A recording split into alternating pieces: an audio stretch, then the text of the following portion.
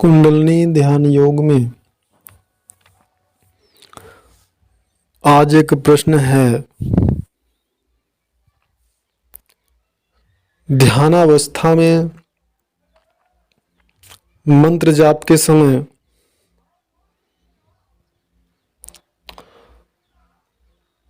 Sex से संबंधित, काम वासना से संबंधित विचार, भाव कब उत्पन्न होते हैं, क्यों उत्पन्न होते हैं, किसको उत्पन्न होते हैं, ऐसा होना चाहिए या नहीं होना चाहिए।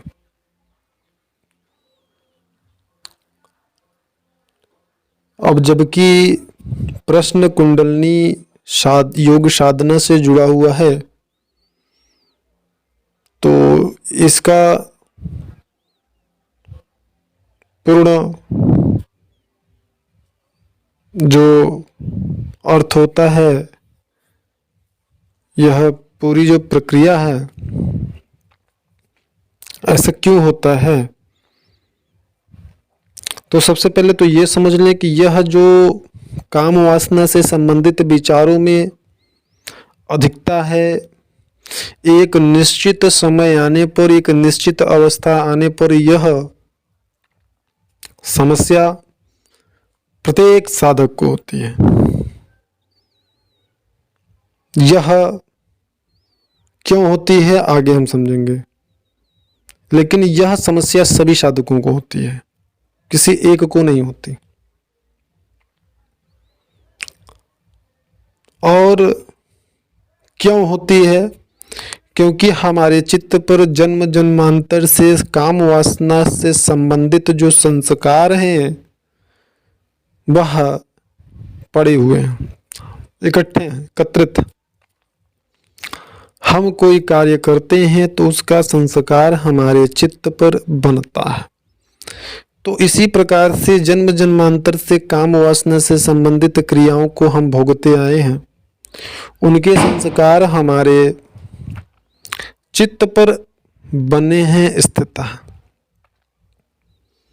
कोई व्यक्ति वर्तमान में काम वासना से बहुत दूर ही क्यों न हो, लेकिन योग में वह निश्चित अवस्था आने पर यह समस्या सबको झेलनी पड़ती है। अब बात करते हैं कि ऐसा होता क्यों है।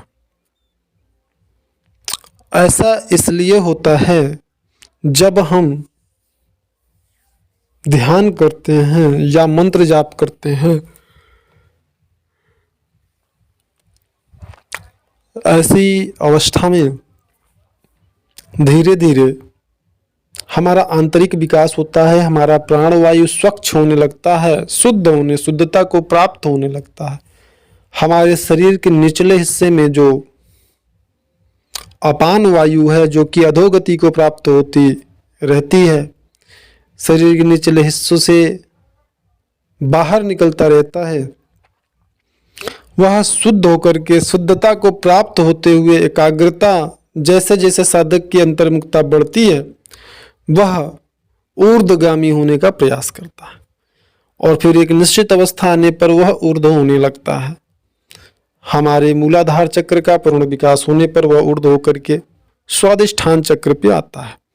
हमारा जो स्वादिष्ठान होता है, स्वादिष्ठान चक्र जननेंद्रिय के पीछे होता है और यहीं से वंश परंपरा भी आगे चलती है, बढ़ती है, और यहीं पे काम वासना का भी स्थान होता है।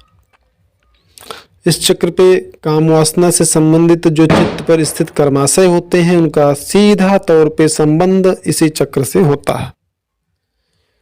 जब प्राणवायु इस चक्र का विकास क्रम प्रारंभ करती है, जब इस चक्र का विकास क्रम शुरू होता है, तब से लेकर के इस चक्र पर विकास क्रम पूर्ण होने तक साधक को काम वासना से संबंधित तमाम समस्याएं आती हैं।